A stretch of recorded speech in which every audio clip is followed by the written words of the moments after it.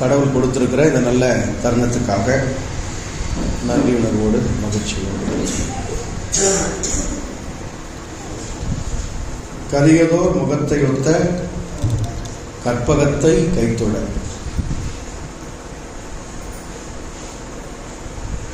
கலைகள் நூல்கள் யாவும் கருத்தினில் வந்து உதிக்கும். பெரிய பேர்கள் சிறிய பேர்கள் யாவும் பேயனாகி ஓதினும் பிழை பொறுத்தருள வேண்டுகிறேன். சிவவாக்கியர் எனும் இந்த சித்தர் பெருமான் ஓதுதல் எனும் அந்தணர்களின் அடிப்படை தொழிலை முதன்மையாக செய்கிறவராக இருக்கிறார். உயிர்கள் அனைத்துமே தொழில் புரிகின்றது, வினை புரிகின்றது, செயலாற்றுகின்றது. தொழிலற்ற செயலற்ற ஒரு உயிரினம் உலகத்தில் இருக்க முடியாது. தான் வாழ்ந்து தான் வாழ்வதற்காக, தான் இருப்பதற்காக, தன்னுடைய இருத்தலை தக்க வைத்துக் கொள்வதற்காக எதுவெல்லாம் ஒரு உயிரினம் செய்கிறதோ அதுவே தொழிலாகிறது, அதுவே செயலாகிறது. மனிதர்கள் நாம் தொழில் செய்கிறோம். எதற்காக? நாம் பிழைப்பதற்காக. நாம் உண்ண வேண்டும், நாம் உடுத்த வேண்டும், நமக்கு உறங்குவதற்கு நல்ல ஒரு இடம் வேண்டும்,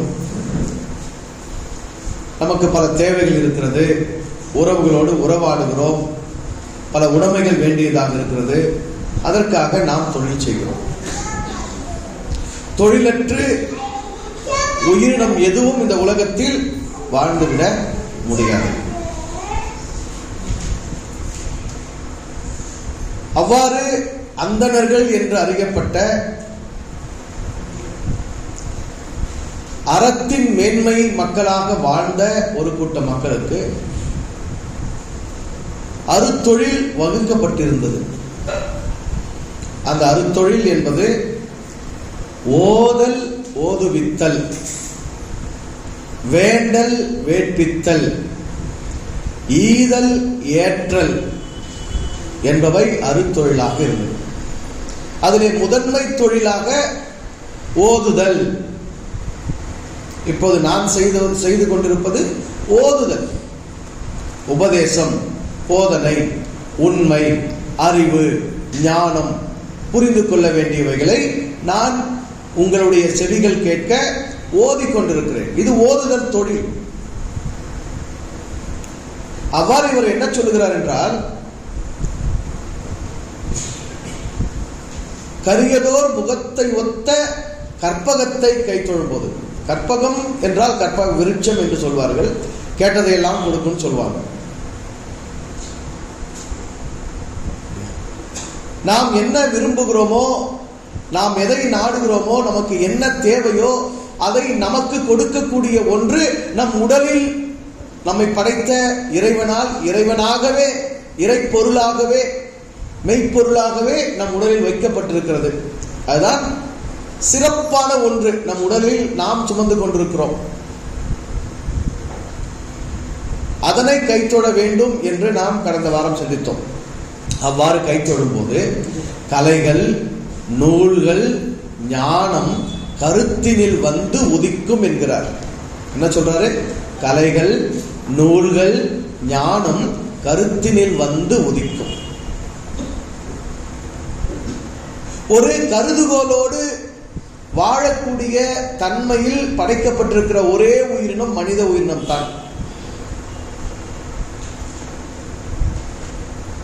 தேவைகளோடு மட்டும் நாம் பொருந்தி வாழும்போது நாம் ஞானத்தை பெற முடிகிறது இல்லை. உயிரினங்கள் அனைத்தும் தேவையோடு மட்டும் பொருந்தி வாழ்கிறது. ஒரு தாவரம் இருக்கிறது, அந்த தாவரத்தை ஒரு உயிரினம் பார்க்கிறது என்றால் தனக்கு பசிக்கும் போது அது தனக்கு உண்ண தகுந்ததா உண்ண தகாததா, தன் உடல் அதை ஏற்குமா ஏற்காதா, தான் அதை உண்ணலாமா வேண்டாமா, அந்த ஒரு கண்ணோட்டம் தவிர வேறு கண்ணோட்டத்தில் அந்த உயிரினம் அந்த தாவரத்தை பார்க்காது. ஆனால் மனிதனுக்கு மட்டும் எத்தனை கோணங்கள் உண்டு, அது என்ன தாவரம், என்ன நிறத்தில் இருக்கிறது, எத்தனை கிளைகள் இருக்கிறது, எத்தனை இலைகள் இருக்கிறது, அது பசுமையை ஸ்டார்ச் உணவை எப்படி தயாரிக்கிறது, அது என்ன பூ பூக்கிறது, அது என்ன விதமான காய் காய்க்கிறது, அந்த காய் கசக்குமா இனிக்குமா, அது எந்த விதமான உணவுப் பொருளாக பயன்படும், அது எந்த விதமான மருந்து பொருளாக பயன்படும், அது நச்சுத்தன்மை உள்ளதா அல்லது நல்ல பொருளாக இருக்கிறதா என்று பல்வேறு கோணங்களில் அதனுடைய உண்மை தன்மையை, அது தண்டு செடியா இல்லை மரமாக இலையெடுத்து உருவாகிற மரம் போன்ற ஒரு தாவரமா, தாவர வகைகளில் அது எந்த வகையை சார்ந்தது என்று ஒரு செடி, ஒரே ஒரு சின்ன செடியை ஒரு மனிதன் மட்டும்தான் இத்தனை கோணங்களில் அவன் சிந்திக்க முடியும், கருத முடியும், பார்க்க முடியும், புரிந்து கொள்ள முடியும். மற்ற உயிரினங்களுக்கு அத்தனை கோணம் கிடையாது, அவ்வளவு பார்வை கிடையாது. ஆகவே தான் மனிதனை ஞானத்திற்கான உயிரினம் என்கிறோம், அறிவுக்கான உயிரினம் என்கிறோம், ஆறாவது அறிவு உயிரினம் என்கிறோம். தேவைகளை கடந்து நாம் சிந்திக்கும் போதுதான் அந்த ஞானம், அந்த அறிவு நமக்கு எட்டுகிறது. அந்த அறிவை பற்றி, அந்த ஞானத்தை அடைவதை பற்றி சொல்லும் போது அது எல்லா மனிதர்களுக்கும் ஆனது. ஞானம் அனைத்து மனிதர்களுக்கும் ஆனது. அவைகள் எதன் வழியாக கிட்டும் என்கிறார்? கலைகள், நூல்கள், ஞானம் கருத்தினில் வந்து உதிக்கும் என்கிறார். என்ன செய்யுமா? என்ன செய்யுமா? உதிக்கும். உதிக்கணும் என்ன? தோன்றும், விளங்கும், புரியும், எட்டும். ஞானம் உனக்கு உன்னுள் தோன்ற வேண்டும். ஞானம் உன்னுள் தோன்ற வேண்டும். அதற்கு ஆதாரமாக இங்கு பல கலைகள் படைக்கப்பட்டிருக்கிறது, பல நூல்கள் இயற்றப்பட்டிருக்கிறது. ஆகவேதான் தொல்காப்பியர் கூட நூலோர் தொகுத்தவற்றில் எல்லாம் தலை என்கிறார். அப்ப பல பல பேர் நூலோராக, நூல்களை தொகுத்தவர்களாக இருக்கிறார்கள். ஏன் இவ்வளவு நூல்கள் இயற்றப்பட வேண்டும்? ஏன் இவ்வளவு நூல்கள் படைக்கப்பட்டிருக்கிறது? உலக மொழிகளிலே தமிழ் மொழி கொண்டிருப்பது போன்ற அறிவு சார்ந்த, ஞானம் பொதிந்த மறைநூல்கள் வேறு எங்கும் இல்லை. இவ்வளவு நூல்கள் இருந்தும் நாம் ஞானமற்று கிடப்பது ஏன்? இவ்வளவு கலைகள் படைக்கப்பட்டிருந்தும் நாம் கவலையுற்று இருப்பது ஏன்?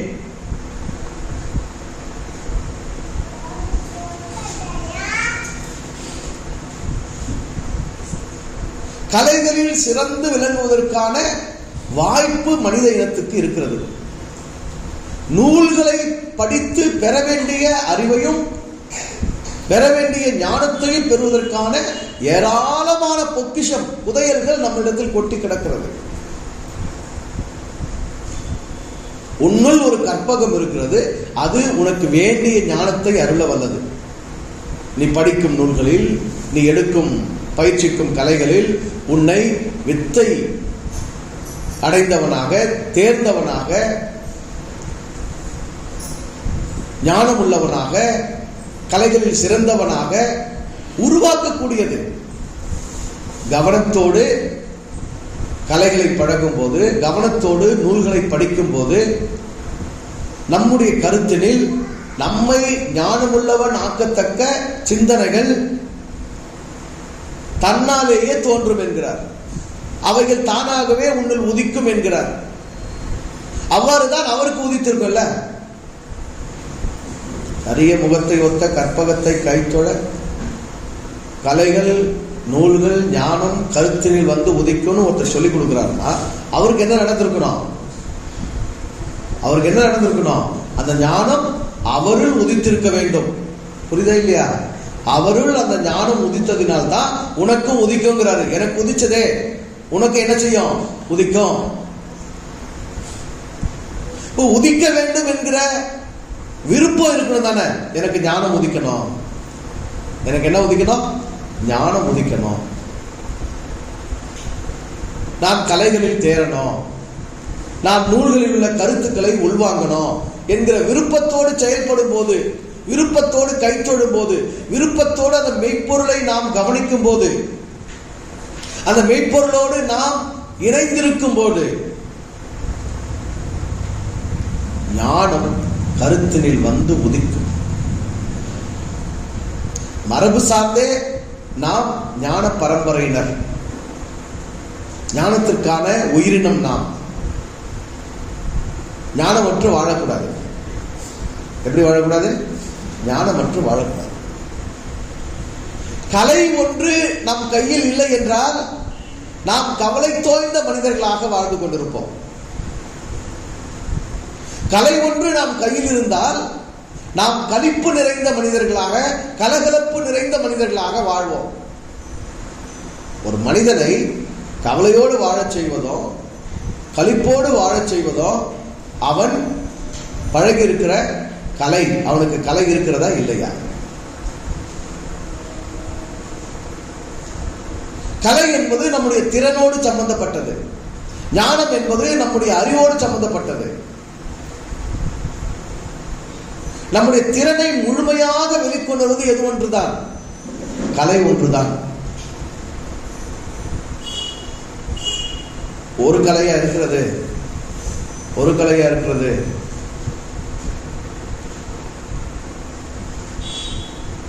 பல கலைகள் இருக்கின்றது. நீங்கள் இந்த மனித பிறவியில் தேர்ந்து கொண்ட கலை எது? கலையை விட்டு விட்டீர்களானால், கலையை தேர்ந்தெடுக்கவில்லை என்றால், கலை பழகவில்லை என்றால், கலை பயிலவில்லை என்றால் என்ன வந்துடும்? கவலை வந்துடும்.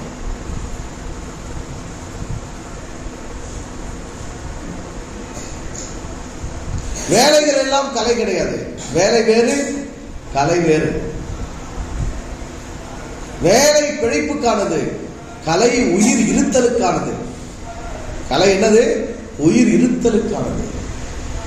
ஒருவர் ஓவிய கலை செய்கிறார் என்றால், ஒருவர் பாடல் எழுதுகிறார் என்றால், ஒருவர் பாடுகிறார் என்றால், ஒருவர் இசைக்கிறார் என்றால், ஒருவர் ஆடுகிறார் என்றால் அது பிழைப்புக்கானதல்ல, அது உயிர் இருத்தலுக்கானது.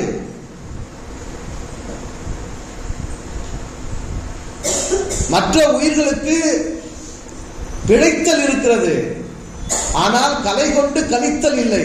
ஆனால் மனித உயிரினத்துக்கு என்ன அருளப்பட்டிருக்கிறது? கலை கொண்டு கழிக்கும் மேன்மையான வாழ்வு அருளப்பட்டிருக்கிறது.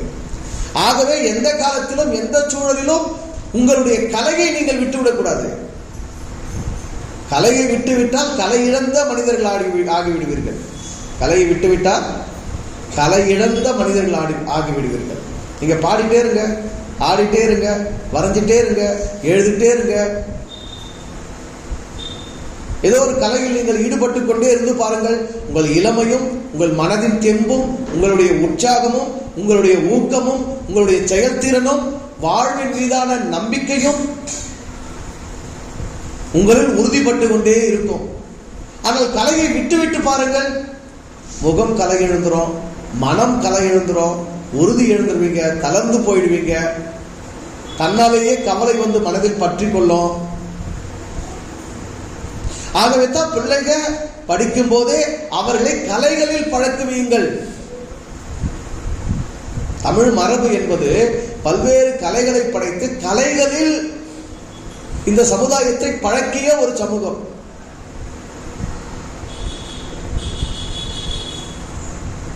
நடனக்கலை, நாட்டிய கலை, ஓவியக்கலை என்று பல்வேறு இசைக்கலை, வரைகலை, பல்வேறு கலைகளில் இந்த சமூகத்தை பழக்கி இருக்கிறார்கள். ஆனா இன்னைக்கு என்ன ஆயிடுச்சு? படிச்சா போதும் ஆயிடுச்சு. படிப்பை தவிர வேறதுல என்ன செய்ய வேண்டாம், கவனம் செலுத்த வேண்டாம் ஆயிடுச்சு. இன்னைக்கு அது கூட கிடையாது. வெறும் மொபைல் பார்க்க தெரிஞ்சா போதும். மொபைலை நோண்டினே படித்தான், அதுவும் தலையை கீழே குனிஞ்சு இப்படி கையில வச்சுட்டா அவங்களோட கழுத்து நின்றோம்.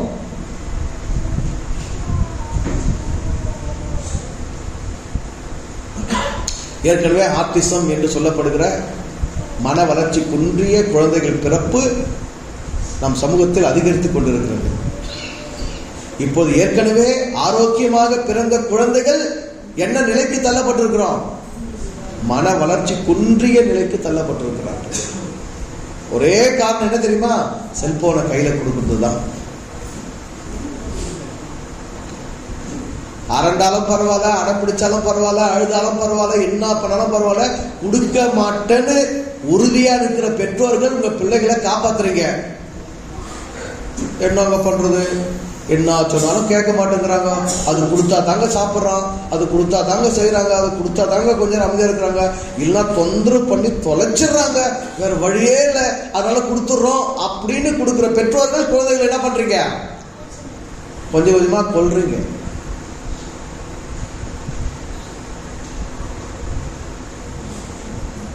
பிள்ளைங்களும் குழந்தைகளும் புரிஞ்சுக்கணும், இளம் பருவம் என்பது கலைகளில் பழகக்கூடிய, கலைகளை கற்று தேரக்கூடிய, கலைகளோடு உறவாடி வளரக்கூடிய பருவம். அந்த பருவத்தை தொலைச்சிடக்கூடாது. ஒரு நாள் வயசாகும், ஒரு நாள் என்ன ஆகும்? எல்லாருக்கும் வயசாகும். வேலையில் இருந்தாலும் ஓய்வு பெறுவோம், வீட்டு கடமைகள் எல்லாம் முடிச்சிருவோம்.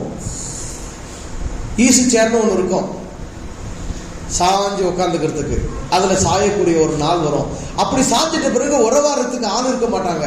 நாம கற்ற கலைகளை நம்ம கையில் எடுத்து செய்ய முடியாது, ஏன்னா உடம்பு தளர்ந்து போயிருக்கோம். ஆடுவதற்கு கால்கள் உறுதியா நிற்காது, பாடுவதற்கு தொண்டை துணை வராது, தளர்ந்து போன ஒரு நிலை வரும். அன்னைக்கு என்ன செய்யலாம்? வெறும் மொபைல் பார்த்துட்டு உட்காந்துருக்கலாம். ஏன்னா அது மட்டும்தான் அப்ப துணையா இருக்கும், மனிதர்கள் துணையா இருக்க மாட்டாங்க. ஆனால் இந்த பருவம் என்ன? தேடி தேடி நட்புகளை தேர்ந்து கொள்ளுகிற ஒரு பருவம், உறவுகளோடு உறவாடுகிற பருவம், ஓடி ஆடி விளையாடுகிற பருவம், நாட்டியம் ஆடுகிற பருவம், பாடல்கள் படிக்கிற பருவம், ஓவியங்கள் வரைகிற பருவம்.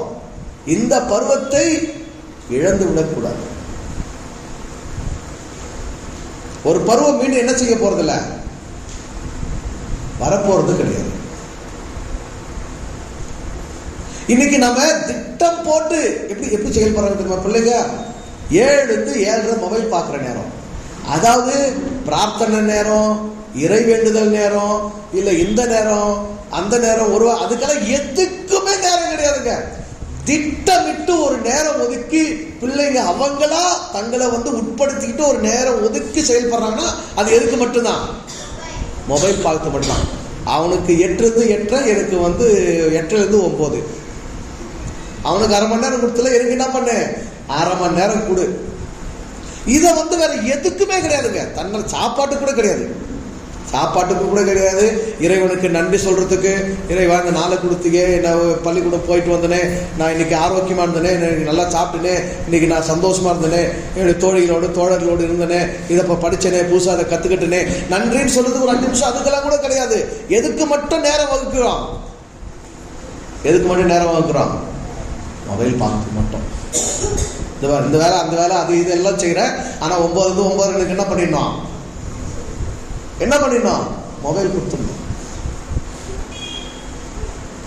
1-2 வேலை செய்யறது எதுக்காக தாங்க? 1-2 வேலை செய்யறது எதுதான்? நான் தான் இந்த வேலை அந்த வேலை செஞ்சல, எனக்கு என்ன பண்ணி மொபைலை கொடுன்னு கேட்கறதுக்கு தான் வேலையே செய்யணும். சரியா இல்லையா? மனசாட்சி தொட்டு சொல்லு. நாம் கலைகளை கைவிட்டு கொண்டிருக்கிற சமுதாயமாக மாறிக்கொண்டிருக்கிறோம். நூல்களை வாசிக்க தவறி கொண்டிருக்கிற சமுதாயமாக மாறிக்கொண்டிருக்கிறோம். ஒரு 30 ஆண்டுகளுக்கு போன தலைமுறை 15 வயசுக்குள்ள குறைஞ்சது ஒரு 10 நூலை படிக்கிறதுக்கான வாய்ப்பு அவங்களுக்கு இருந்திருக்கும், படிச்சிருப்பாங்க. தினந்தோறும் செய்தித்தாள் வாசிக்கிற ஒரு சந்தர்ப்பம் அவங்களுக்கு இருந்தது. இன்னைக்கு பிள்ளைங்களுக்கு என்னவே வாசிக்க தெரியாது, செய்தித்தாள் வாசிக்கிறதுக்கான வாய்ப்பே கிடையாது. ஒரு நூலை படிப்பதற்கான, ஒரு நூலை கற்பதற்கான வாய்ப்பே கிடையாது. அவைகளுக்கான ஆர்வமும் கிடையாது, அவைகளுக்கான சூழலும் கிடையாது.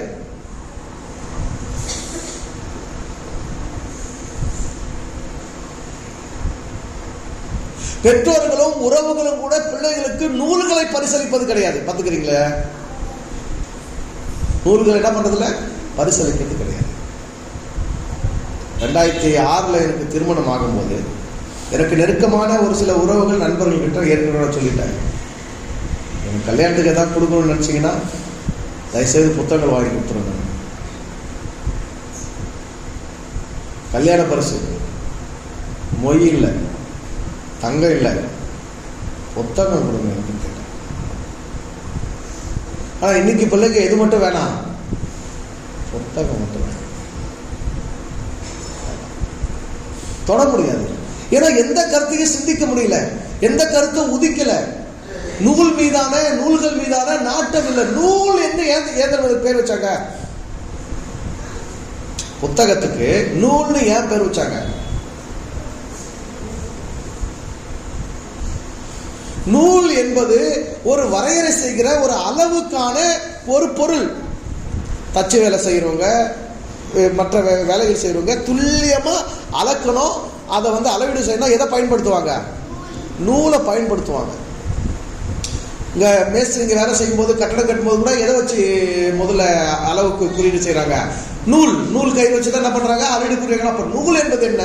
உன்னை வரையறை செய்யக்கூடியது,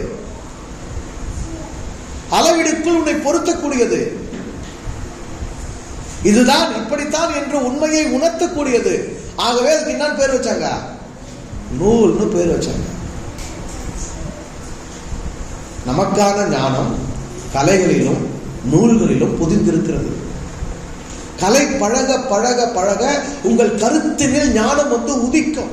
வாசிக்க வாசிக்க அவங்களுக்கு என்ன உண்டாகுது? தேர்ச்சி உண்டாகுது. இசையை வாசிக்கிறவங்களை கேட்டு பாருங்க. 6 மாசத்துக்கு முன்னாடி வாசிக்கும் போது இந்த நட உங்களுக்கு வந்ததானா? அந்த நட அப்ப தெரியாத. வாசிக்க வாசிக்க அந்த கை தன்னால என்ன செய்யுது? அந்த மனம் என்ன செய்யுது? அடுத்த நடையை யோசிக்குது, அடுத்த ஞானத்துக்கு, அடுத்த வளர்ச்சிக்கு, அடுத்த உண்மையை நோக்கி அது நகருது. எல்லா கலைகளும் எதற்கு உங்களை அழைச்சிட்டு போகும்? எல்லா கலைகளும் எதற்கு அழைச்சிட்டு போகும்? ஞானத்துக்கு அழைச்சிட்டு போகும். அதனுடைய உண்மை நிலை, அதனுடைய முழுமை நிலைக்கு உங்களை அழைத்துக் கொண்டு போகும்.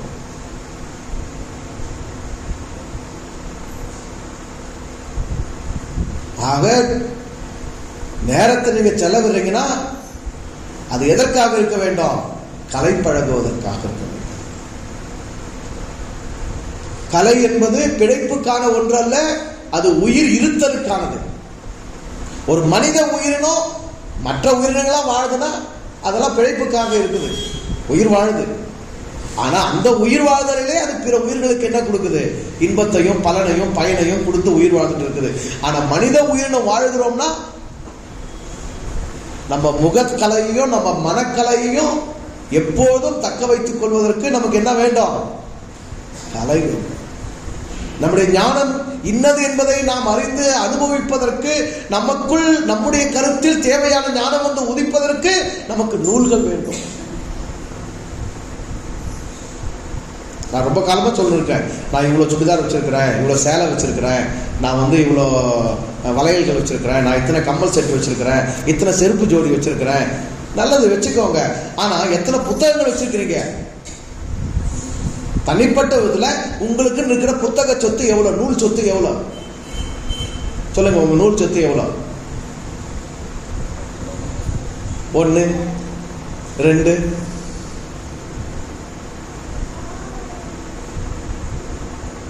திறக்கப்படாத புத்தகம் என்ன தெரியுமா? திறக்கப்படாத புத்தகம், திறக்கப்படாத புத்தகம், திறக்கப்படாத புதையல் பெட்டி, திறக்கப்படாத புதையல் பெட்டி.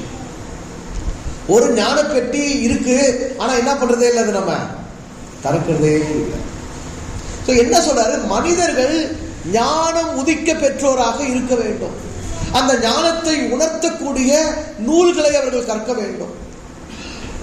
அந்த ஞானத்தில் அவர்களை வழிநடத்தக்கூடிய கலைகளில் அவர்கள் மூழ்க வேண்டும். கலையும் நூல்களும் உங்கள் கருத்தில் ஞானத்தை உதிக்க செய்யும். கலைப்பழகு. என்ன பழகு? கலைப்பழகு. நூல்களை படி. பக்கத்தில் சொல்லுங்க, கலைப்பழகு, நூல்களை படி. கலைப்பழகு, நூல்களை படி. அது ரெண்டுமே உங்களை அப்டேட்டா வச்சுக்கோ. அது ரெண்டுமே உங்களை உற்சாகமா வச்சுக்கோ, ஊக்கமா வச்சுக்கோ. எப்பவுமே நீங்க தெம்பா இருப்பீங்க. தேவையில்லாத எண்ணங்கள், தேவையில்லாத கவலைகள், தேவையில்லாத பாரங்கள் மனதை சூழாது. அப்படி இருந்தா உடம்புக்கு என்ன வராது? நோய்களும் வராது.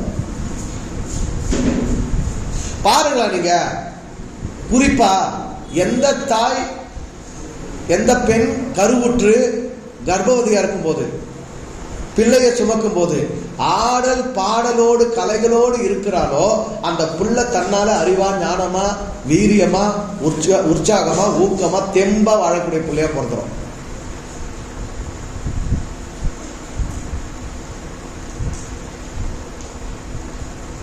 கலையையும் நூல் வாசிப்பையும் விட்டுட்ட பெற்றோர் பெற்றெடுக்கிற பிள்ளைங்க மந்தமா தான் இருக்கும். சரியா? மனித உயிரினத்துக்கு என்ன அவசியம்? கலை அவசியம், நூல் வாசிப்பு ரொம்ப அவசியம்.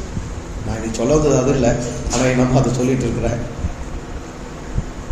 அடுத்து என்ன சொல்ல? பெரியோர் சிறியோர், பெரிய பேர்கள் சிறிய பேர்கள் யாவரும் பேயனாகி ஓதிடும் என்னுடைய பிழைகளை பொறுக்க வேண்டும். அது என்ன பேயனாகி ஓதிடும்? ஓதுதல் என்பது அந்தனர் தொழில் சொன்னேன். ஓதுதல் உண்மையை உறக்க சொல்லுதல். உண்மை என்ன பண்ணணும்? உறக்க சொல்லணும், உறுதியா சொல்லணும், அறிவிக்கணும். செவிகள் கேட்காது என்ன பண்ணணும்? ஓதணும். இது மசூதியில பிரார்த்தனை நடக்கும்போது அது என்னன்னு சொல்றாங்க? என்னன்னு சொல்றோம்? நம்ம அல்லாஹ் ஓதுறாங்கன்னு சொல்றோம். அல்லாஹ் ஓதுறாங்க. பிராமணர்கள் கோயில்ல மந்திரம் சொல்லும்போது அது என்ன சொல்றோம்? மந்திரம் ஓதுறாங்கன்னு சொல்றோம். தேவாலயத்தில் மணி அடிச்சு அங்க பாட்டு பாடி அங்க பிரார்த்தனை எடுக்கும் போது அதுவும் என்னதான்? ஓதுதல். சரியா? உண்மையிலேயே இதெல்லாம் என்ன தெரியுமா? மூட நம்பிக்கை ஓதுதல். ஒரு கிறிஸ்தவர் அவருடைய கார்ல எழுதி போறாரு, என்னையன்றி வேற தேவர்கள் உனக்கு உண்டாயிருக்க வேண்டாம், அல்லது நானே வழி, என்னை இல்லாமல் ஒருவரும் பரலோகத்திற்கு வர முடியாதுன்னு எழுதி போறாரு. இன்னொரு கார்ல ஒரு இஸ்லாமியர் எழுதி போறாரு, வலிமையும்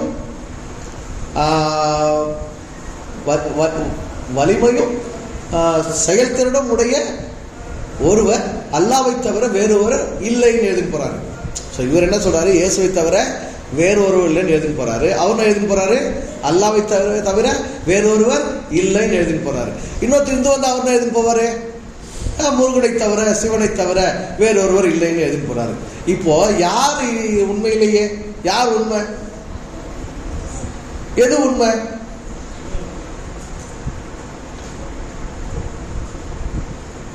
உண்மை ஒருபோதும் என்னவாக இல்லை? இன்னொன்றோடு போட்டி போடக்கூடியதாக இல்லை. உண்மை ஒருபோதும் என்னவாக இல்லை? இன்னொன்றோடு போட்டி போடக்கூடியதாக இல்லை. உண்மை அதனுடைய தனித்தன்மையோடு இருக்கிறது. அது மற்றதோடு போட்டி போடுகிறது இல்லை, பொறாமை கொள்கிறது இல்லை. உண்மையை உணரும் போது நானா இருக்கும் போது நீயா இருக்கும் போது, என்ன நான் ஏத்துக்கும் போது உன்னை நீயா நான் ஒத்துக்கும் போது நமக்குள்ளவே என்ன வராது? போட்டிகளும் பொறாமைகளும் வர்றது கிடையாது. போட்டியும் பொறாமையும் வருதுன்னா என்ன அர்த்தம்னா, நானாக இல்லை, உன்னை நீயா நான் ஏத்துக்கலன்னு அர்த்தம், ஒத்துக்கலன்னு அர்த்தம். அதனால்தான் நமக்குள்ள என்ன வருது? நான் நீ ஆகிறதுக்கும் நீ நானாகிறதுக்குமான போட்டியும் பொறாமையும் வருகிறது. இந்த மனித போட்டியும் பொறாமையும் அவர்கள் கொண்டிருக்கிற மத கருத்துக்கள் மீது ஏற்றி, அவர்கள் கொண்டிருக்கிற நம்பிக்கைகள் மீது ஏற்றி, அவர்கள் வணங்குகிற கடவுளர்கள் மீதும் ஏற்றி, கடவுளர்களுக்குள்ளே என்ன போட வச்சுக்கிறாங்க? இப்போ போட்டியும் பொறாமை ஏற்படுத்தி வச்சுக்கிறாங்க.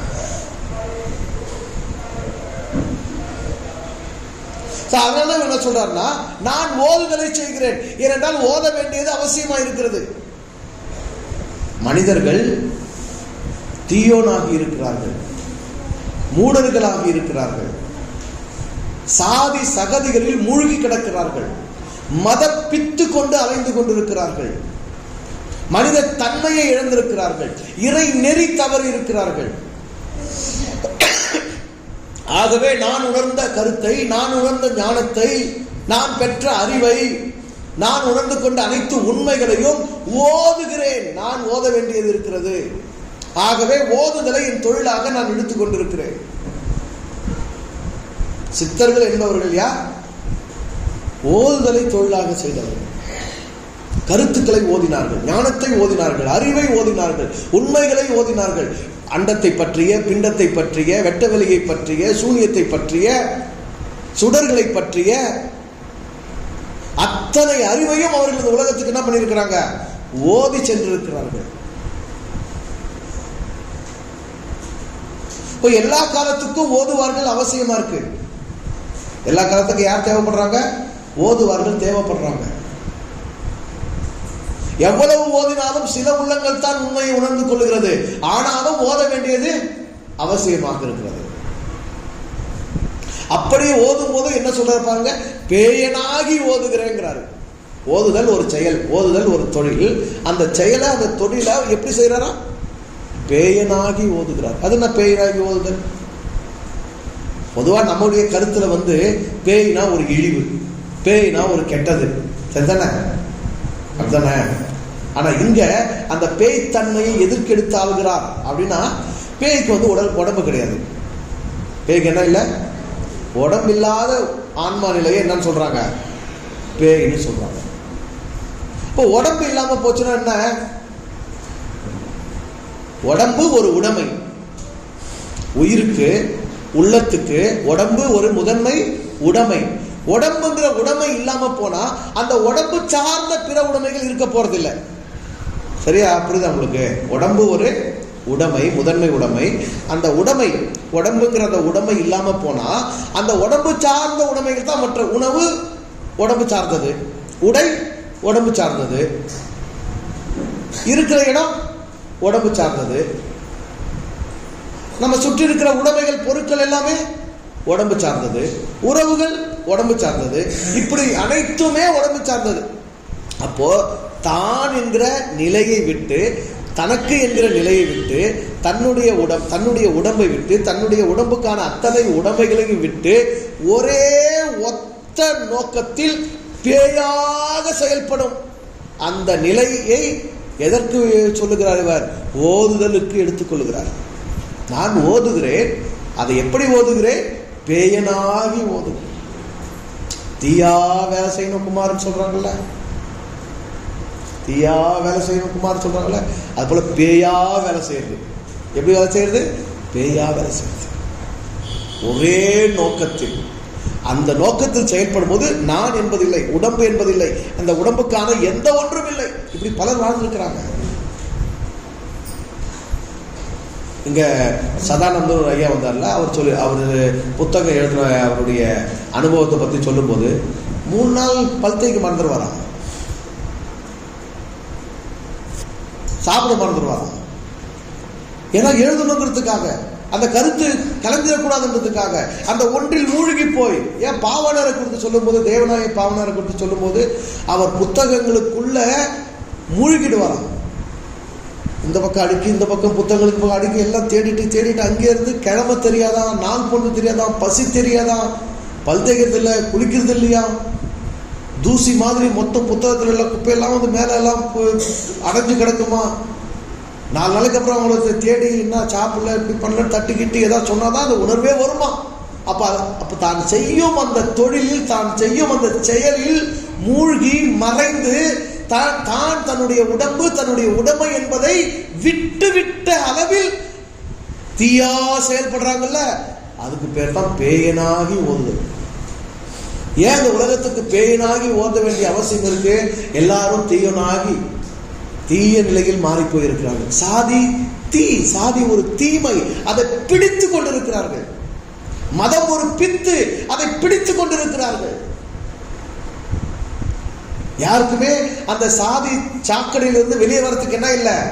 மனம் இல்லை, தெளிவு இல்லை. மதப்பித்து தெளியவே அனுமதிக்க மாட்டேங்கிறாங்க.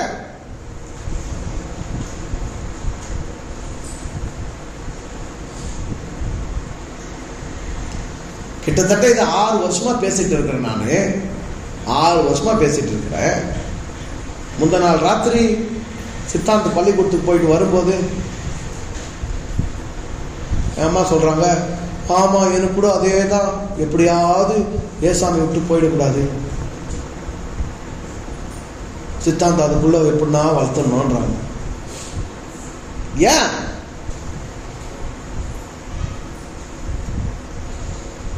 அஞ்சாண்டா ஓதி இருக்கிறனே. இறை நிலை என்பது என்ன? இறை உண்மை என்பது என்ன? அது பெயருக்கு உட்பட்டதா? அது உருவத்துக்கு உட்பட்டதா? அது பிறப்புக்கும் இறப்புக்கும் உட்பட்டதா? கடவுள் உனக்குள் எப்படி உயிராக இருக்கிறது, உன்னை சுற்றிலும் எப்படி வெட்ட வழியாக இருந்து அனைத்து இயக்கத்துக்கும் ஆதாரமாக இருந்து அணுநிலையை கடந்து ஆற்றலை கடந்து மூல கருவாக மூல பொருளாக இருந்து அனைத்தையும் இயக்கி கொண்டிருக்கிறது என்பதை ஓதினாலும் என்ன பண்ண முடியல, அந்த பிடிச்ச மதத்தை விட்டு வெளியே வர முடியல தானே. எப்படிங்க என்னாலும் விவசாயம் விட்டு போறது எங்கேயோ இடிக்குது. அதுதான் சொன்னாரு, அவ்வளவு பேய்த்தனமாக சாதியை பிடித்துக் கொண்டிருக்கிறார்கள், அவ்வளவு முரட்டுத்தனமாக மதத்தை பிடித்திருக்கிறார்கள், அவ்வளவு கேடுகட்டத்தனமாக இவர்கள் பொறாமையை பிடித்துக் கொண்டிருக்கிறார்கள், அவ்வளவு இழித்தன்மைக்கு மாறி மனிதத்தை இழந்து இறைத்தன்மை இழந்து இந்த உலக பற்றுகளில் மனிதர்கள் மூழ்கி கிடக்கும் போது அவர்களை விடுவிக்க வேண்டிய, உண்மையை உணர்த்த வேண்டிய ஓதுதல் தொழிலை சும்மா சாதாரணமாக செய்ய முடியாது, பேய்த்தன்மையோடு செய்யணுங்கிறாரு. பேயனாகி ஓத வேண்டும். ஏன்னா அவ்வளவு வலிமையா இருக்குது பிரச்சனை, அவ்வளவு கடுமையா இருக்குது மனிதர்கள் உள்ளம். கடினமான ஒரு பாறை அப்படியே மெதுவா பக்கத்தில் உட்காந்து சுத்தியை வச்சுக்கிட்டு அப்படி ஸ்டைலா எடுத்து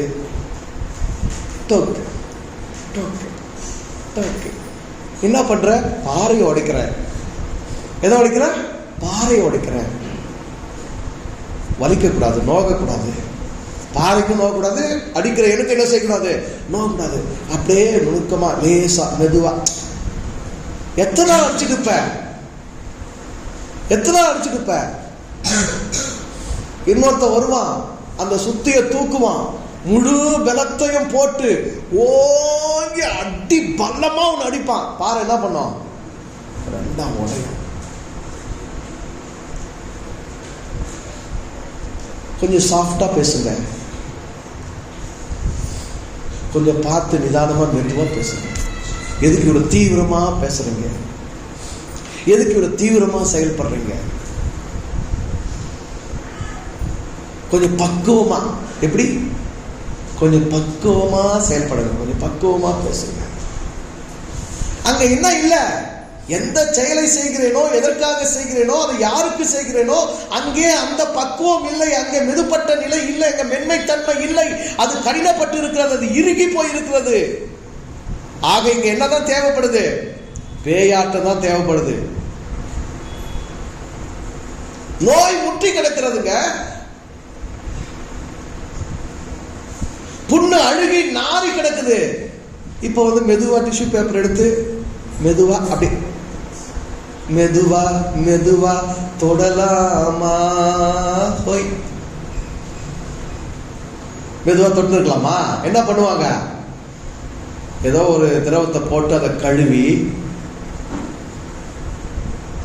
சோப்போ இல்ல ஒரு கல்லோ ஏதோ ஒரு நாரோ வச்சு அந்த புண்ணை போட்டு அப்படி ஒரு வரிக்கும் தேய்ச்சி கழுவி சுத்தம் பண்ணி அதுக்கப்புறம் தான் என்ன போடுவாங்க, மருந்து போட்டு தடவுவாங்க.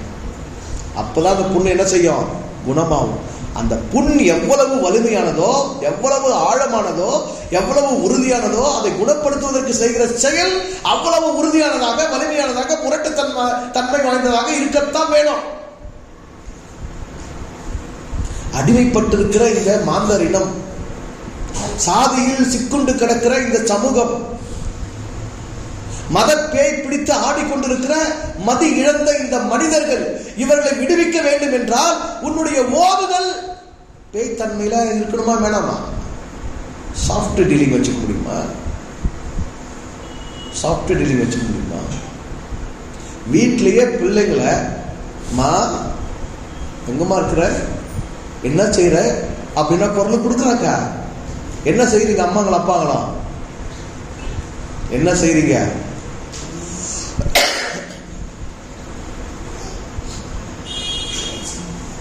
எவ்வளவு சத்தம் போடுறீங்க, எவ்வளவு அந்த சத்தம் மட்டும் இல்ல, அந்த சத்தத்துல கூட என்ன சேருது, வலுமை சேருது, உறக்க கத்துறீங்க. அப்பதான் கொஞ்சம் என்ன பண்ணுங்க, என்னப்பா சொல்லுங்க அப்படின்னு. அப்பதான் நீங்க இடியோ முழுங்கினாதான் அது கொஞ்சம் என்னப்பா ஆகுது, ஆமா பணம் ஒரு படத்துக்கு உயிர் வந்த மாதிரி சொல்லுங்க அப்படின்ற அளவுக்கு வருது. இல்லைன்னா அது கூட சுத்தமா கிடையாது. அப்போ இந்த சமூகத்துக்கு உண்மையை ஓத வேண்டும் என்றால் அந்த உண்மையை ஓதுதலுக்கு ஒரு உறுதித்தன்மை வேணும், ஒரு முழு நோக்கத்தோடு செயல்பட வேண்டும். தீயா பேயா செயலாற்ற வேண்டி இருக்குது.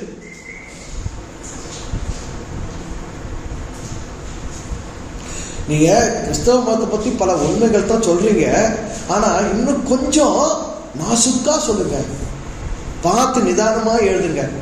நான் என்ன நிதானமா எழுது, இந்த அடிக்கே அது அலற மாட்டேங்குது. இவ்வளவு அடிக்கிற இந்த அடிக்க அது என்ன பண்ணல, அலறவும் இல்லை, யோசிக்கவும் இல்லை, திருந்தவும் இல்லை, எண்ணவும் இல்லை, புரியவும் இல்லை. அடிக்க கூடாத அடியெல்லாம் அடிச்சாச்சு, ஓதக்கூடாத உண்மையெல்லாம் ஓதியாச்சு, பேய்த்தன்மையா எழுதியாச்சு, காட்டுத்தனமா எழுதியாச்சு. ஆனா புத்திக்கு என்ன பண்ணவே இல்லை, உணர்வே வரலையே.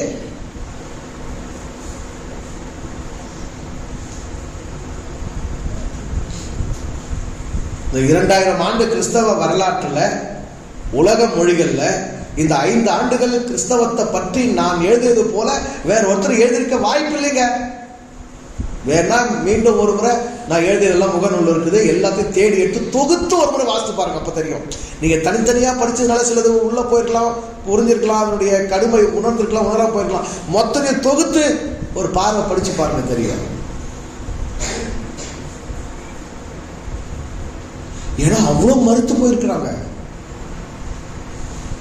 அவ்வளவு மறுத்து போயிருக்கிறாங்க, மதத்துல மறுத்து போயிருக்கிறாங்க, சாதியில மறுத்து போயிருக்கிறாங்க. இவரு பின்னாடி எழுதுற பாடங்கள்லாம் போய் பார்க்கணும். ஏன் நான் பேயனாகி ஓதுகிறேன்?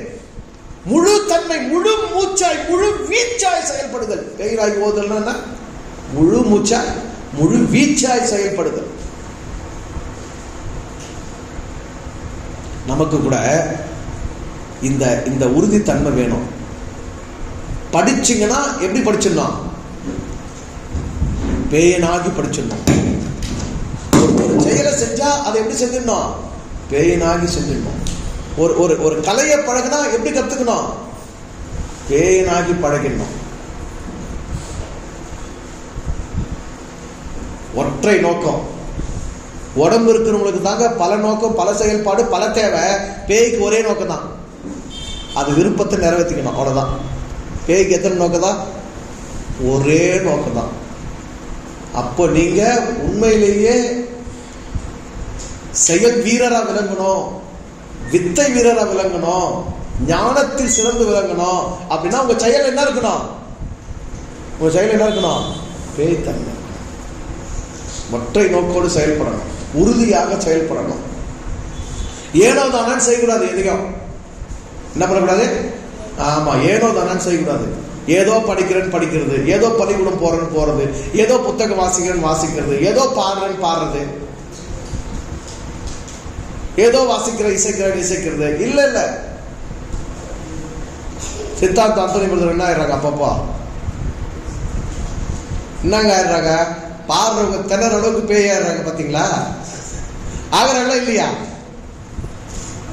ஒவ்வொரு பாட்டும் கடைசியில் ஆயிடுவார் அந்தோனி பிரதர், பேய் ஆயிடுவாரு. பார்த்தீங்களா இல்லையா? ஊர்ல அப்படியே. அதுதாங்க உறவாடி செய்தல், உறுதியோடு செய்தல், அந்த உண்மையோடு உவந்து செய்தல். எடுத்துக்கொண்ட செயலில் அவ்வளவு உறுதி. இந்த நேரம் போவாத, அம்மா சமையல் பண்ணுகிறாங்க, இப்ப அவங்க சமையல் பேயா மாட்டுப்பாங்க. முழுசு சமையல் என்ன பண்ணிட்டுப்பாங்க? அவங்க மூழ்கிடுப்பாங்க. அப்படி செஞ்ச சமையலை சாப்பிட்டு பாருங்க, எப்படி இருக்கும்? தன்னால ருசியா இருக்கும், அமிர்தமா இருக்கும், உடம்புக்கு ஆரோக்கியம் வந்துடும். மூழ்கி போது, மூழ்கிட்டீங்கன்னா அதுல கலந்துடுறீங்க, அதுல கரைஞ்சிடுறீங்க. நீங்க, நானு, என் உடம்பு, அந்த உடம்புக்கு ஒரு தேவை எல்லாம் அங்க என்ன பண்ணிடுது? மறந்து போய் பேய் நிலை அடைந்து விடுவீர்கள். செயலில் பேய் நிலை அடைந்து செய்கிறவர்கள் தாங்க தெய்வ நிலைக்கே போறாங்க. முதல்ல நீங்க வாழ்கிற செயல்பாட்டை என்ன நிலைக்கு வரணும்? என்ன நிலைக்கு வரணும்? பேய் நிலைக்கு வரணும். உறுதி, நோக்கம், ஒற்றைத்தன்மை, அந்த உண்மையை உணர்ந்து கொள்வதில், உண்மையை உரைப்பதில் ஒற்றைத்தன்மை. சொல்ற பேயனாகி ஓதிடும் என் பிழை போது. சாதாரணமா செஞ்ச பிழை வருங்க. எந்த ஒரு செயல் செஞ்சாலும் சாதாரணமா செஞ்சா என்ன வரும்? ஏன்னா கவனத்தை பல்வேறு இடத்துல சிதற விட்டு ஒரு செயலை செய்வோம், அதில் கட்டாயம் என்ன வரும்? பிழை வரும். ஆனால் பேணாகி நான் இந்த செயலை செய்கிறேன், இதை நான் ஓதுகிறேன், இந்த தொழிலை செய்கிறேன் அப்படின்னா அதுல என்ன வராது? பிழையே வராது. ஆனாலும் என்ன சொல்றாரு? நான் பேனாகி ஓதுகிறேன். பேனாகி ஓதுறதுல என்ன வராது? பிழை வராது. அப்படி ஒருவேளை பிழை ஏதாகிலும் இருந்தால் அதை பொறுத்தருள வேண்டுகிறேன். இது ஒரு ஒப்படைப்பு, இது ஒரு நல்ல குணம். என் அளவுக்கு நான் எவ்வளவு உறுதியாக செய்ய வேண்டுமோ அதனை நான் செய்கிறேன், ஓதுகிறேன். அதனை கடந்து, என் அளவு கடந்து, என் திறன் கடந்து, என் புத்தி கடந்து அதில் பிழை வந்தால் பெரியோர்கள், சிறியோர்கள், அவையோர்கள், ஞானமுள்ளவர்கள், கற்றோர்கள் அதை என்ன செய்ய? பிழை பொறுத்தருள வேண்டுகிறேன்னு தம் பாடல துவங்குறார். இது காப்பு, முன்னாடி எழுதுற ஒரு காப்பு. அந்த காப்புல இப்படி ஒரு ஒப்படைப்பு செய்கிறார்.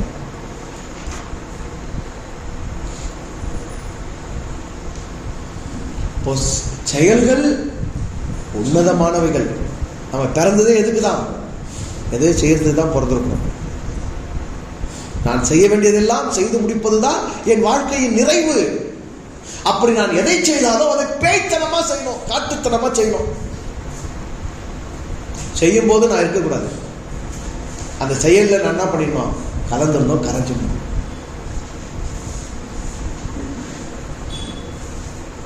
தீயா வேலை செய்யணும் குமாரே. இனிமே உங்களுக்கு என்ன பதிஞ்சுக்கணும்? பேயா படிக்கணும் அருணோதயா, பேயா பாடணும் அச்சையா, பேயா ஆடணும் விண்ணியா அப்படின்னு உங்களுக்கே நீங்க என்ன சொல்லிக்கணும்? என்ன சொல்லிக்கணும்? இல்ல இல்ல நான் பேயா தூங்குறேன். நீ பேயா பாடு, நீ பேயா ஆடி, நீ பேயா படி, நான் என்ன பண்றேன்? பேயா தூங்குறேன். இல்ல இல்ல அதையும் தாண்டி இல்ல இல்ல நான் பேயா மொபைல் நோண்டுறேன், அதுல மூழ்கிட்டுனா நீ கூப்பிட்டாலும் கேட்காது, நீ அடிச்சாலும் எனக்கு உரைக்காது, நீ திட்டினாலும் என் காதுக்கு வராது, நீ வேலை சொன்னாலும் எனக்கு கேட்கவே கேட்காது. நான் என்ன ஆயிட்டு இருக்கிறேன்? பேயாகி கலந்துட்டு இருக்கிறேன்.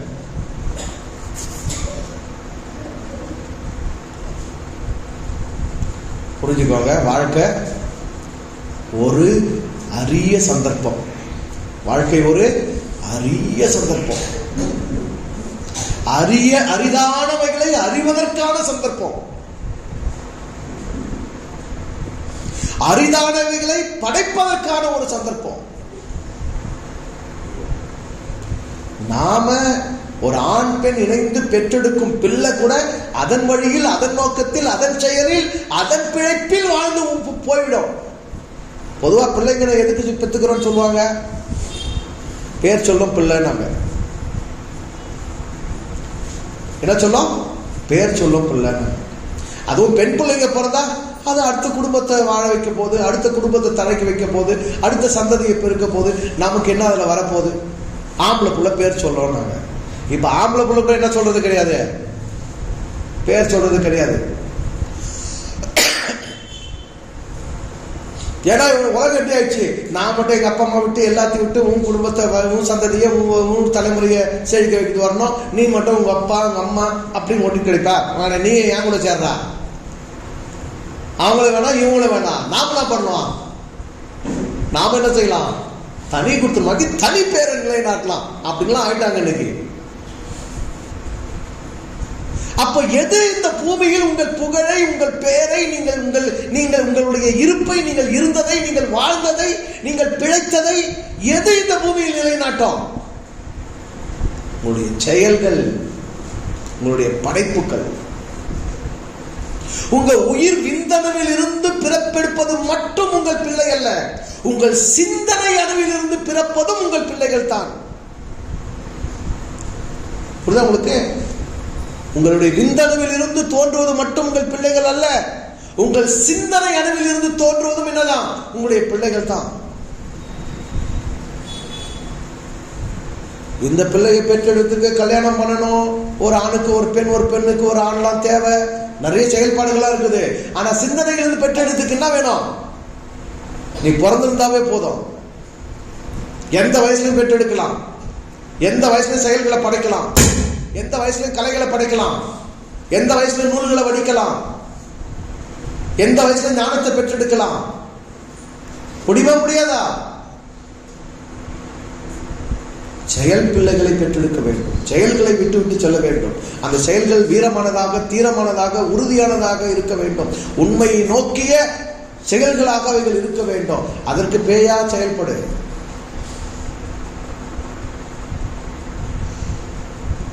எந்த செயலிலும் நீ என்னாகிவிடு, பேயனாகிவிடு. செயல்களை பெற்றெடு. ஏதோ பிறந்தோம், வெந்ததை தின்னோம், விதி வந்தா சாவோம் அப்படின்னு வாழ்க்கையை நொந்துக்கிட்டு, நானும் பிறந்த பூமிக்கு பாரமா இருந்தேன், சாவு வந்துச்சு போயிட்டேன் அப்படின்லாம் என்ன பண்ணக்கூடாது, போகக்கூடாது.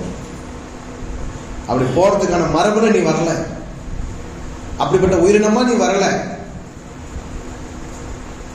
விளங்குதா உங்களுக்கு?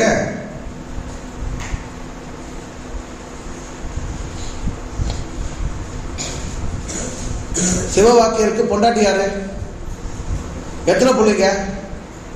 மாடி வீட்டில் வாழ்ந்தாரா, ஓட்டு வீட்டில் வாழ்ந்தாரா, வாட்ச் கட்டுந்தாரா, செல்போன் வச்சிருந்தாரா, 300 ரூபாய் செருப்பு போட்டாரா, 3000 ரூபாய் செருப்பு போட்டாரா, ட்ரெண்ட்ஸ்ல துணி வாங்கினாரா, ஈசி பையில துணி வாங்கினாரா,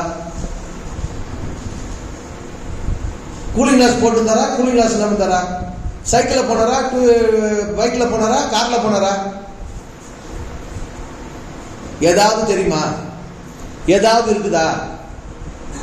ஆனா சிந்தனை இருக்கு, கருத்து இருக்கு, ஞானம் இருக்கு. எத்தனை தலைமுறை கடந்து, எத்தனை நூற்றாண்டுகள் கடந்து, கிட்டத்தட்ட 13 நூற்றாண்டுகள் கடந்து, 1300 ஆண்டுகள் கடந்து. ஐயோ இறைவா, எத்தனைங்க? 1300 400 ஆண்டுகள் கடந்து. இல்ல இன்னும் குறைவா இருக்கும், 14 நூற்றாண்டு தான் இருக்கும் அப்படின்னா ஒரு 600 நூற்றாண்டுகள் 700 நூற்றாண்டுகள் கடந்து. இல்ல இன்னும் குறைவா வச்சுங்க, 500 நூற்றாண்டே வச்சுங்க. 500 நூற்றாண்டுகள் கடந்து, 500 ஆண்டுகள் கடந்து ஒருவருடைய சிந்தனை பிழைத்துக் கொண்டிருக்கிறது, இருந்து கொண்டிருக்கிறது. ஏதோ பிறந்தோம், கல்யாணம் பண்ணோம், பிள்ளைங்களை பெற்றோம், வாழ்ந்தோம், செத்தோன்னு இருந்தா ஓராண்டு தான் நினைவு கூட்டம். முதல் வருஷம் மட்டும்தாங்க நினைவு கூட்டம். இப்ப முதல் வருஷம் கூட வீட்டோட செஞ்சுக்கிறேன்ட்டாங்க. அப்ப காரியம் மட்டும்தான். 5ஆம் நாத்து, 7ஆம் நாத்து, 9ஆம் நாத்து, அந்த நாத்துக்கு ஒரு காரியம் மட்டும்தான். அப்புறம் ஃபர்ஸ்ட் இயரே என்ன ஆயிடும், 1ஆம் ஆண்டு நினைவு கூட்டமே ஏதோ வீட்டோடு செஞ்சுக்கிறோம். ஒரு பறையில போட்டு ஒரு மெழுகுவத்தி கொளுத்தி வச்சு, இல்லை ஒரு விளக்கேற்றி வச்சு ஏதோ ஒன்று பண்ணி, இதே 5 ஆண்டு 6 ஆண்டு 7 ஆண்டு ஆனா என்ன ஆயிடும்? எங்க அம்மா இருந்தாங்க, எங்க அப்பா இருந்தாரு, எங்க தாத்தா இருந்தாரு, எங்க பாட்டி இருந்தாங்க, வாழ்ந்தாங்க. முன்னாடியாவது இறந்தக்கூடிய படங்கள் வீட்டில் என்ன பண்ணி வச்சிருப்பாங்க, ஒரு பூ போட்டு மாலை போட்டு ஏதாவது வச்சிருப்பாங்க. இப்ப அதெல்லாம் கூட கிடையாதுல்ல. வீட்டோட அழகு போயிடுதுல்ல, டைல்ஸ்ல ஆணி அடிக்க முடியாதுல்ல, அதனால அதெல்லாம் வைக்க முடியாதுல்ல. அப்ப முன்னோர்களே, மூத்தோர்களே, அடுத்த தலைமுறைக்கு யாருமே தெரியாது. இப்போ எவ்வளவு சீக்கிரம் இந்த பூமி நம்ம தொடர்ச்சி அழிச்சிடுது, எவ்வளவு சீக்கிரம் மனிதர்களுடைய சிந்தையிலிருந்து, நினைவிலிருந்து நாம் துடைத்து அழிக்கப்படுகிறோம், எவ்வளவு விரைவாக நாம் இந்த மண்ணில் வாழ்ந்ததற்கான தடயங்கள் மறைக்கப்படுகிறது, மறைக்கப்படுகிறது.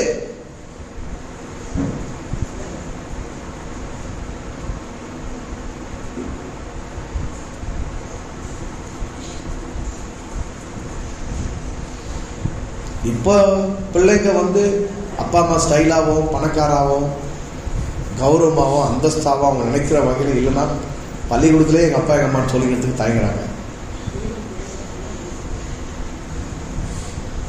அதுதானே பின்னாட்கள்ல பேர் சொல்லுவாங்க நினைக்கிறீங்க. நீ ஒரு தனி உயிரினம், இறைவனுடைய ஆற்றல் கொண்டு, இறைவனுடைய படைப்பு திறன் கொண்டு தனித்துவமாக இந்த உலகத்தில் தோன்றி இருக்கிறாய். ஆக உன் செயல்களை நீ பெற்றெடு, உன் சிந்தையிலிருந்து உன் செயல்களை நீ பெற்றெடு. விந்தையான செயல்கள் புரி. நீ செய்ய வேண்டியதெல்லாம் முழு மூச்சோடு, முழு வீச்சோடு, பேய்த்தனமாக செய்துவிட்டு போ. அதுதான் உன் பேரை இங்கு நிலைப்படுத்தும். நீ வாழ்ந்ததற்கான தடயமாக அதுதான் இங்கு இருக்கும். அதுதான் உனக்கு நீங்காத புகழாக இருக்கும். இப்ப சிவவாக்கியருக்கு என்ன இருக்கு? ஒரு நீங்கா புகழ் இருக்கு. எத்தனை ஆண்டுகள் கடந்து, நூற்றுக்கணக்கான ஆண்டுகள் கடந்து ஒரு நீங்கா புகழோடு நிலைத்திருக்கிறார். உங்க நெஞ்சத்துல, என் நெஞ்சத்துல, என் வாயில, உங்க வாயில, உங்க புத்தியில, என்னோட புத்தியில ஒரு நீங்கா புகழோடு நிலைத்திருக்கிறார் இயேசுநாதர். 2000 ஆண்டுகள் கடந்து எத்தனை கோடி மனித உள்ளங்களில் நீங்கா புகழோடு வாழ்ந்து கொண்டிருக்கிறார். என்ன பெற்றெடுத்தார்? எத்தனை புள்ள பெற்றெடுத்தார்? எத்தனை பிள்ளைங்க அவர் பேர் சொல்ல பெற்றெடுத்தார்? எவ்வளவு பேர் வீடு கட்டி வாழ்ந்தார்? எவ்வளவு நகை நட்டு வச்சிருந்தார்? எவ்வளவு சொத்து சேர்த்து வச்சிருந்தார்? என்ன செஞ்சார் பூமியில? நரிகளுக்கு கொடிகளும் ஆகாயத்து பறவைகளுக்கு கூடுகளும் உண்டு, மனுஷகுமாரனுக்கும் தலை சாய்க்க இடம் இல்லைன்னாரு. ஆனா இப்ப ஒட்டுமொத்த மனித தலையில ஏறி உட்கார்ந்துக்கிறாரு. எப்படி? என்ன பெற்றெடுத்தார்? சிந்தனை பெற்றெடுத்தார், ஞானத்தை பெற்றெடுத்தார், கருத்தை பெற்றெடுத்தார். அந்த பெற்றெடுப்புகள் இன்னைக்கு வரைக்கும் இந்த பூமியில் என்ன பண்ணி வச்சுருக்குது? வாழ வச்சு. அப்போ புலன்களோடு தொடர்பு படக்கூடிய பொருள்கள் படைப்பு கூட அழிந்து போயிடுகிறது. புலன்களுக்கு அப்பாற்பட்ட அறிவு சார்ந்த சிந்தனை படைப்புகள் காலம் கடந்து நிற்கிறது. ஆக எந்த செயலை செஞ்சாலும் எப்படி செய்யுங்க? முழு மூச்சோடும் முழு வீச்சோட செய்யுங்க. பேய் மாதிரி செய்யுங்க, பேயோனாகி செய்யுங்க. கலைகள், நூல்கள், ஞானம் கருத்தில் வந்து உதிக்கும் அளவுக்கு உங்களுடைய உடலில் பதிக்கப்பட்டிருக்கும் மெய்ப்பொருளான கற்பகத்தை கைத்தொடுங்கள்.